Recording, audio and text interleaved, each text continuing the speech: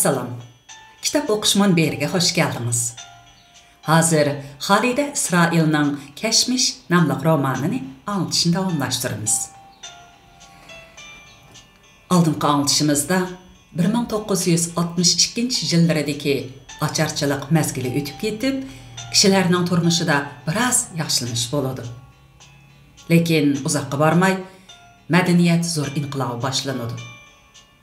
Bu elbette toğraqlıqda naiti zor qalaymaqançılıqlarını keltirdi. Xoş, roman davamlaştıraylı. 21. bab. 1969-yılı küzdə toğraqlıqqa qayta tərbiyə eliş üçün şəhərdən ziyalı yaşlar gəldi. Ularni toğraqlıqның har bir kişi Gönşerin elib gəlgən idi. Ular 18-19 yaşlardaki 3 oğul balı idi. Ular yük taqalarını götürüşüp, xuddi başqa bir dünyadan kelib qalğandek, yumalaq bazarda etrafıga hayranlıq bilen qarışıp duratdı. Bazardaki deyqallarmı qızıq bir kişini körüp atqandek, çırayı optap görmegen, beşiğa qısqı çaş koyup alğan bu balalarga sınçılaq qarışatdı. Şu arada 16 yaşlıq qabul bir oğul bala ularning yük taqalarını eşek harvesiga besip, ularni daduyga başlap mаңды.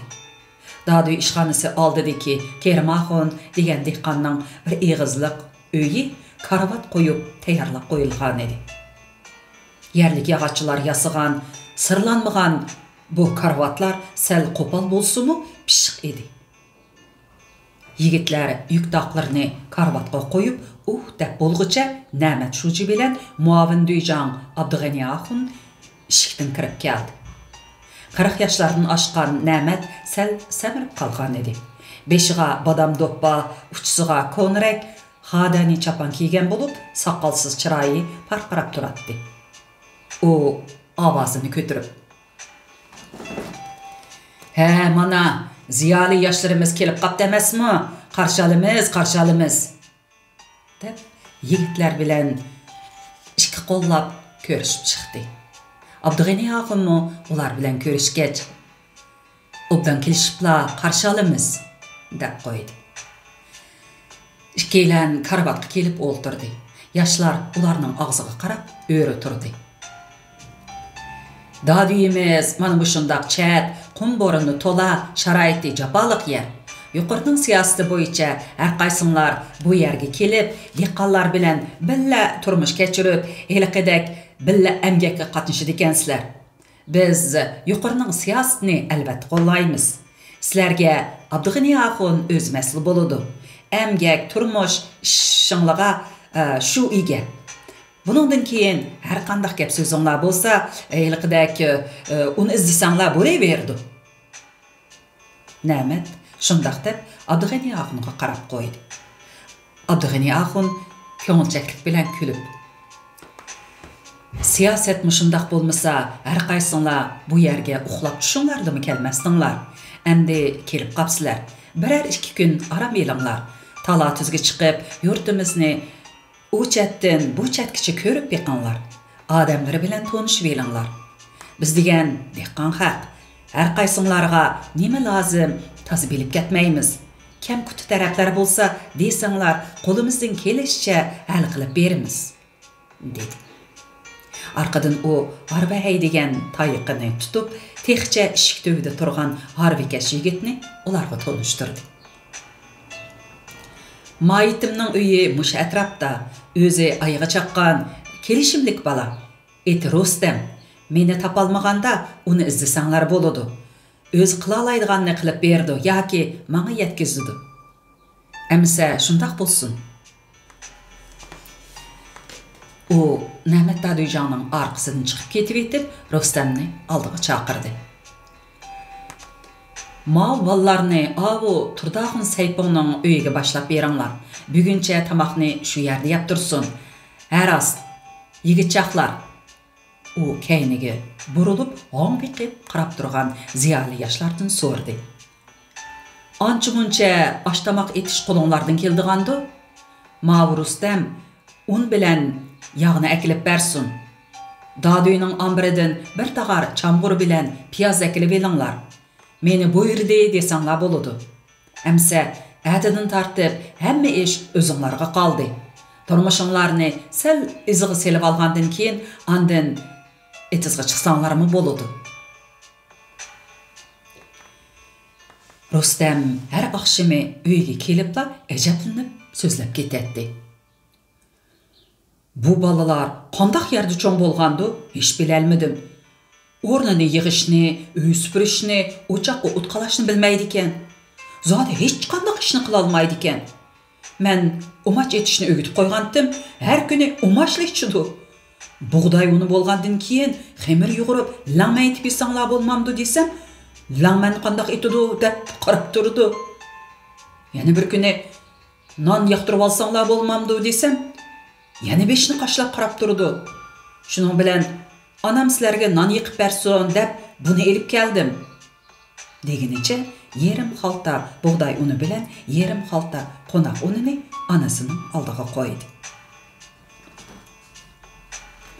Turmuşning jabr-jafası ichida cho'ng bo'lgan Rustamga chiroyi qiz bolaningidek oq kiyim-kechaklari pokiz, ammo futqoli kalampay bu bolalar bek g'alit ko'rinib ketgan edi. Ammo Zaynab bu ishga hayron qolmadi. Oğlanın gepini anlap, özünün kichik vaqtlarini esiga aldı. Ularni ayıplayvermegin balam. Shaharlik kadrning bolalari degan shundoq bo'ladi. U yer bizning to'g'raqliqqa o'xshamaydi. Anam non yiqib bersin deb obdan depsin. Bichorlarning bu yerda hech nimasi bo'lmasa, qandoq qiladi? Men xemir yo'g'irib qo'yib, toza o'xshitib non yiqib beray. Şunundan keyin Zeynep her qitim tonur qizitib non yaqqanda ziyoli yoshlarning nenini yiqib berdigan bo'ldi. Ularni tamoqqa chaqirib, xemir yo'g'irib, pilt qilishni, yeyib kesishni, chamqur bilan qo'rim qo'rishni o'rgatdi. O'ttiri bo'y yumaloqqina kelgan Qaysar ismlik bola xemir yo'g'irib, lag'man etishni xeyli obdan o'rganib oldi. Sözləbdə turduğan, egiz boy, axsayırıq gəlgən G'ayrat tonur beşiği ötüb, nan yıqıb beqib, oy beçər anam, moşundaq ot içigi beşiğini tıqıb beqib, bergen nanlarının qadriga əcəb yetməbdi ekan mən, deb Zeynepni yığıltıb etdi. Közeynek taqıb alğan, kəm sözrək yana bir yigitning eti Dilmurod edi. Hamrohlari uni Murod deb chaqiratdi. O su to'shish, uy tozalash, o'tin yerishdek ishlarni talishib qilatdi. Uning yo'g'on bir so'mka kitobi bor edi. Bekor bo'lsa, gapga aralashmay, jimjit yetib kitob o'qiydi. 13 yoshlardagi bir o'g'il bola derazadan pat-pat marlab, uning qo'lidagi kitobga havas bilan tikilatdi. O Rustamning fukisi Ro'zaxon edi. 4. sınıfni putközüp, yuqori o'rlab o'qiy olmay armonda qolgan Ro'zaxon akisining darslik kitoblarini chala qo'ymay o'qib chiqqan edi. O to'liqsiz o'tir maktabning matematika kitobini yanchiqqa selib elib, emgak orliqida yerni jijab hisob ishlaydi. Fizikada ko'rsatilgani bo'yicha batareya yasab, dadasidan qolgan ko'na qo'lchiroqni yiqib baqdi. Edebiyat dersligideki hikaye, maqala, nasr, şiirlar onunğa yad bolup ketdi. O özlükidin ögünüp yürüp, kitapni özü kalla işiltip ögengen bilen, muallim sözlep bergenni yadlap ögengennin asman zimin farkı boladiganligini bilib aldı. Şunun bilen qo'liga kitap chiqsila o'qiydigan bo'ldi. Bir mezgil Daduy qiraatxonasi ochilganda u yerga kirib barliq kitoblarni, hatto Mavzning asarlarini birini qo'ymay o'qib chiqdi.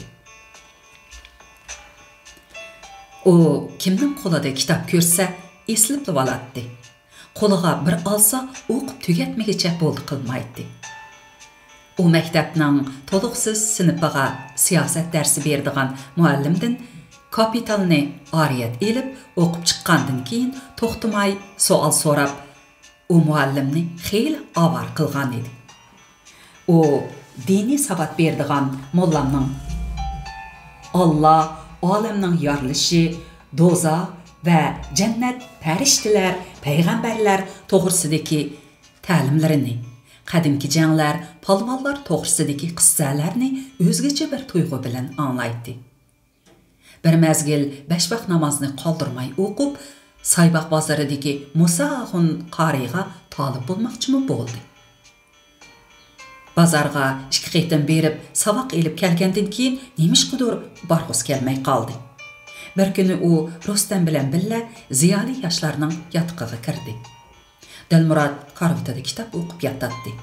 Kitobning ismi Navoiy edi. U Muratning qo'lidagi kitobga havas bilan tikildi. Shundan keyin doim kelib, derazadan maraydigan bo'lib qoldi. Murat bir kuni uni chaqirib akirib, "Derazadan nim deb maraysa? Biror ishing bormidi?" deb so'radi. Kitob bo'lsa men ko'rib boqay degan, dedi Ro'zaxun to'doqlab. Murat o'rnidan turib, karavotning ostidan yo'g'on bir so'mkani tortib chiqardi. "Qandaqroq kitob o'qig'ing bor?" "Kitob bo'lsa bo'ladi." Murat uning gapiga kulib qo'yib, bir kitobni elib berdi. Kitobning ismi Hoji Murat edi. Shundan keyin Ro'zaxunning ko'z oldida texmi keng bir dunyo ichildi. U kitobni qo'yniga silib olib, dam olgan chog'larda etis qirada yetib olib o'qiydi. Ba'zida harva haydab, tog'ar yudib ketib etibmi o'qiydi. Murat har qitim uyiga borsa, so'mkadagi kitoblarni almashtirib keladi. U qaytib kelgan hamon Ro'zaxun uning oldida paydo bo'ladi. U Muratni xushal qilish uchun yotoqda suv bo'lmasa suv akratdi, o'tin yerib o't qalaydi, yotoqni tozalaydi. Murat yoki boshqa bolalarga do'kondan uni buni akilib beradi.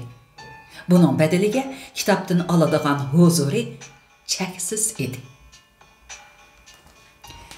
To'g'rilikdan chiqib baxmagan mahallasidagi boshlang'ich maktabning saviyasi o'zidan ko'p farqlanmaydigan o'qituvchilari bilan oilasida bolalarga dindan savoq beradigan mollamdan boshqa ustoz ko'rib baxmagan bu yezi bolasi maktabda o'rganganlari bilan o'zligidan o'rganganlari, tabiiy fanga oid bilimlari bilan siyosat, din, adabiyotga oid bilimlari va nihoyat kuchli asti saqlash, tushunish iqtidori asosida tashqi dunyo haqida o'ziga xos tushuncha turg'izgan edi.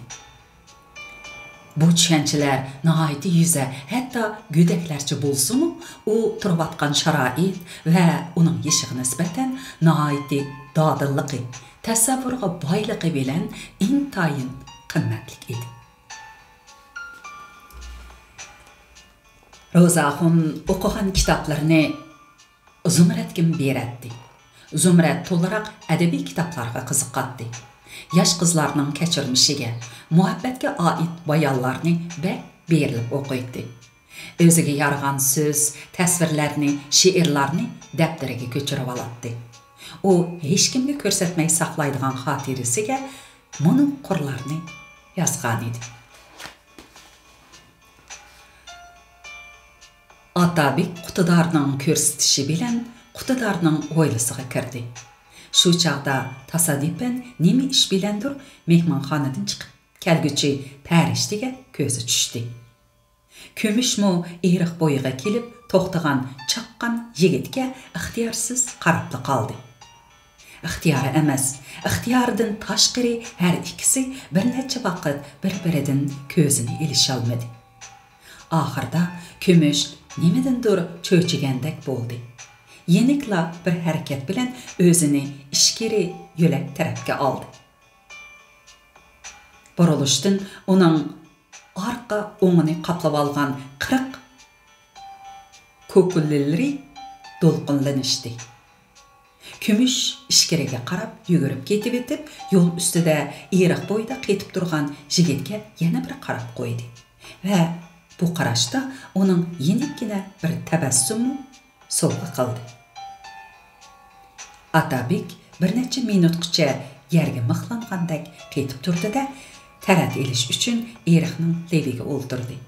Ammo Көзі güzel yoşurunğan yöləkdə idi. Tərəfini elib boldu. Yəni közünü şu tərəfdən üzəlmədi. Yüz közünü ertib bolğandan keyin yana öyrü turub toxtab qaldı. Yoşurunğan güzel ikkinchi yeni görünmedi. Zeynep qızıdan ənsirəşkə başladı. O qız balı turub özünün yoğan kitaplarını oqub yürüsü qandaq boludu. O kitaplarda nemi işler yazılğanlığını kim bilidu deb oylaydı. Bir qitim o Zumratning bir narsalarini köçürüb yürügen dəfterini tepib həcilab oqub baxdı. Buningdagi so'zlarni to'liq tushunmasimi, ishq muhabbat so'zlari ekanligini his qilib birdanla qo'rqib ketdi. O cho'nglardan ayni yillarda to'g'raqlikda yuz bergan bir voqeani Zeynepxon ismlik bir qiz bolaning kitob o'qib yurib chalma kesak qilinib o'lib qolg'ili tas qolganligini anglagan edi. Onunğa ashundaq bir voqea endi o'z qizining beshiga kelish oldida turgandek bilindi. O hasirab hümidab Rustam ishlayotgan yerga yugurib bordi. Uni bir chetga tortib, "Voy sit, odam bo'lmay o'lsamchu, mushu kunga qoldimmi endi?" deb yig'lab yonchiqidan hilqi daftarni chiqardi. Daftardagi xatlarni o'qib, dastlab Rustamning qapoqlari tushib ketdi. Keyin bara-bara ichildi. Oxirida onasiga qarab kulib, "Buncha vala qilib ketgidek ish emas ekan, ana. Singlim kitobdagi gaplarni ko'chiryapti shu", dedi. "Voy, sen undaq deganing bilan qiz bola degan ashundaq gaplarni yezib yursa bo'lamdi. Qarg'anda uningga xiyol kirib qolgandek turadi. Birariga ko'ngli tushib qolgandimi ya? Biror gap so'z bo'lib qolsa, ni ot, ni nomus." Zeynep yana mishildab yig'lag'ili turdi. Rustam qopqini turib, birdan turib ketib, "Mundaq bo'lsin ana, uningga men gap qilib yurmay, o'zing chiroyliqcha nasihat qilib qo'y. Sen degan qiz bola undaq kitoblarni ko'rmay, kelmas gaplarni daftarga ko'chirma" degan. "Sen xotirjam bo'l, Zumrat texi kichik, u sana gap deb berdigan ishni qilmaydi. Kitobdagi gaplar boshqacha bilinib, ko'chirib qo'ygan o'xshaydi." Rustamning gapi Zeynepni xeyli xotirjam qilib qo'ydi. Ammo qizi gapning beshida uni cho'chitib etdi. "Daftardagi gaplarga nima bo'ladi ana? Senmi qiziqkansan? O'zing 14 yoshingda dadam bilan muhabbatlashib to'y qilib tikansan-ku. Sen undaq gaplarni ko'chirib baxmaganmi?" Amaliyotda Zumrat ular o'ylagandek go'dak emas edi. Sahroda qo'y-kala, ot, uloqlar orasida yashagan balalar nurg'un ishlarni baldirli bilib oladi. Uning ustiga dehqonlar etizda ishlab, harg'an, oshqan, ig'ir turmushdan ichi siqilgan chog'larda ayol o'tirsidiki, ashu ishlarni nihoyat tabiiy ham qiziqarli qilib so'zlashib, kulki chaqchaq qilishib, ish pushig'ini chiqaradi. Saharda kun chiqishdan burun etizga chiqib, qorong'i tushganda uyiga qaytadigan bu kishilarning turmushida shuningdan boshqa qiziqarli ishimi yo'q edi. Shu sababdanmikin bu yurtda bir to'y qilgancha oxirigacha birga o'tadigan er-xotinlar oz uchraydi.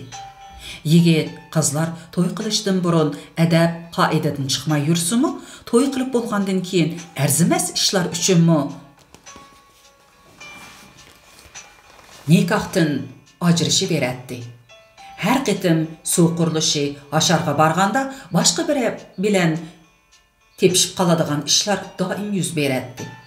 Kishilar qumdonlardagi izlarga asosan kimlarningdir xufiyani uchirishib turadiganligini hikoya qilishadi. Lekin ular ishq, muhabbat to'g'risida ortiqcha o'yinib, urib, chiroyli, dabdabilik so'zlarni qilishib yurmaydi. Birər yigit çoğ bo'lib qizlarga ko'z tashlag'ili turganda yoki birər qiz o'sib yetilib, rang tuzib, xuluq chiqarishga boshlaganda cho'nglar darhol to'yga tutish qiladi. Ba'zida qiz bolalarning yeshi qonunda belgilangan to'y qilish yeshiga yetmasa, qizning ochisi yoki cho'ngroq qizlar yigit bilan at arabasıga o'ltirib Gungshedan xat ilishga berishadi. Gungshedagilar to'g'raqliqdagi qaysi qizning necha yoshga kirganligini, chiroyining qandaqligini bilmagandan keyin xatni kesib beraveradi. Qiz bilan yigit to'y oqshimi qilishadigan paranglarmi nihoyat oddiy bo'ladi. To'g'raqliqda mush odamlar orasida o'sib cho'ng bo'lgan Zumratmi ulardan ko'p farqlanmaydi.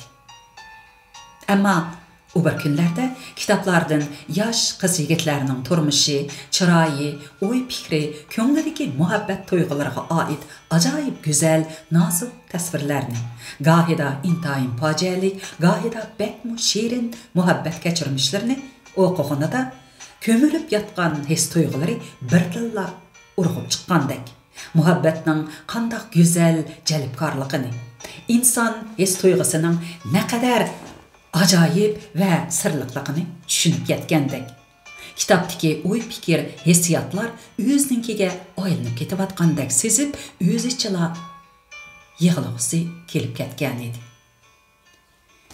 Uning yumron qalbida texi muhabbat big' surib boqmagan edi.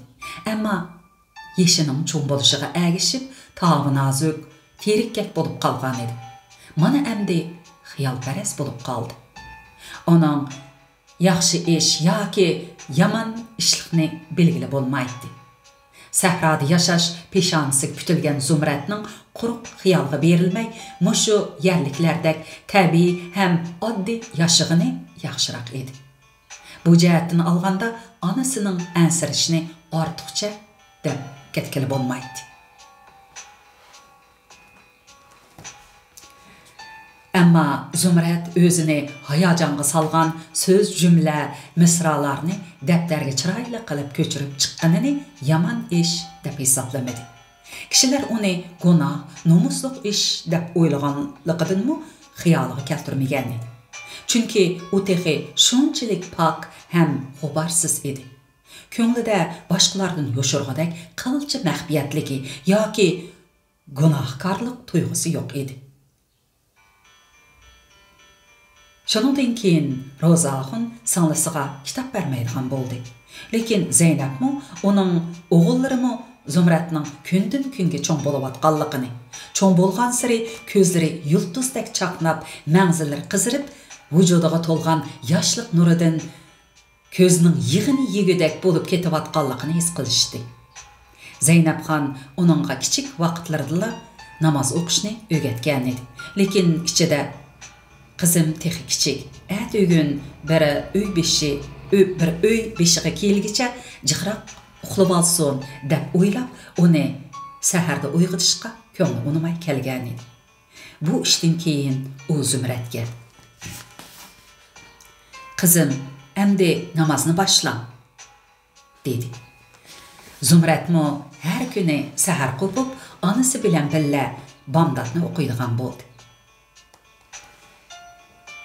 Shaharlik yigitlar o'zlarining bu chart yurtga qandoq nozik o'zgarishlarni elib kelganligini sezmaydi. Sahrolik bolalarning kiyim-kechakni o'zlarininkiga o'xshitib kiyishga intilib atganligini, ba'zilarining beshiga choch qo'yib olganligini, ba'zilarining beshiga choch qo'yib olganligini, qizlarning loyiq tanlashda g'ayratjondek bo'yi bo'lsa yoki qaysarjondek xushxuy bo'lsa, dilmuratdek eg'ir besiq bo'lsa deb o'lcham qo'yib olganligini, eg'ir bo'y cho'qonlarning bolam o'g'il bo'lib qolsa etini g'ayratjon yoki qaysarjon deb qo'yiman deyishayotganligini bilmaydi. Hayotning yoshlik bahor mezgiliga amdala qadam qo'ygan bu yigitlar o'zlaridagi tabiiy ustunlik tuyg'usi bilan qish yoz beshidan tumoq, uchisidan paxtliq chapan tushmaydigan, yalong oyoq yuradigan bu kishilarni ko'zga ilmaydi. Ularning kiyinishi, yurish turishi shaharliklarga o'xshamaydigan, chiroyi put-qo'llari oftobda kuyib qaradab, yerilib ketgan qiz cho'qonlarga tutgan muomalasiga ich og'irtish, ustunlik va masxira aralashib ketgan edi. Lekin ular emgakka qatnashib uzoq o'tmayla o'zlarining ashu ayollarchilik ishlay olmaydiganligini his qilishdi. Lekin ular yana bu yerning əmgikiga mush adamlarla chidaydi ekan deyishib, o'zlarining ojizligini yapmoqchi bo'lishdi. Ularning ojizligini Davud Kanay hammadan bak tushunatdi. Ularning qiz bolaninkidek oppoq chiroyiga, yumshoq qo'llariga, tuzuk emgak qilmay turibmi, ochliq normasini saq ola oladiganligiga, ya'ni texi oq oshni dehqonlardan jiq yeydiganligiga, pat-patla uyga berib kelamiz deb haftalab oylab yo'q bo'lib ketishlariga hasad qiladi. Ularning ko'zi chilab, oq tortib, Xudoyim, bu dunyoni nimdaq taqsiz yaratibdiki, bizmi Xudoning bandisi turib, jafo bilan mehnatchilikla to'ralgan bo'lg'iymidiq, deydi. Tağarga o'g'it usqicha shaharlik yigitlarning tağarga qasdan chingdab jiq usuydi. Qiz-cho'qonlarning ko'zicha ularni masxara qilib, tushirishga urinatdi. Ammo ko'p qism dehqonlar ularning qanchalik ishlashi bilan hisoblashib ketmaydi. Ular hamon bu yerda turmaydi. Keyin shaharda ishlab kadr bo'ladi. Shaharlik degan mushundaq haq. Bular bilan aytishqanning foydasi yo'q. To'g'riroqlik o'zimizning yurti, uning amgaki bizning peshonimizga putilgan deb qaraydi. Şoň ularga eng yangilik ishlarni taqsim qiladi. Amgakka chiqmasa surishtirib ketmaydi. Ularmı shaharlik yigitlarni o'z oldiga baholab, laqamlarni qo'yib bo'lishgan edi. Dehqonlar shaharliklardek kömür qalmaydi. Ular atrofdagi quruq shaqshumba, chavar chatqal samallarni qalabmı ash etib nan yaqatdi. Ziyali yoshlar Daduydan bergan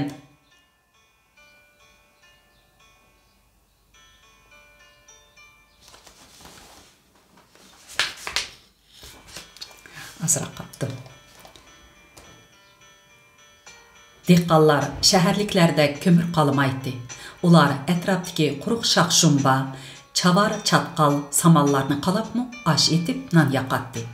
Ziyali yoshlar Daduydan bergan quruq o'tinla guldirlatib qalab, ha desa o'tinsiz qalatdi.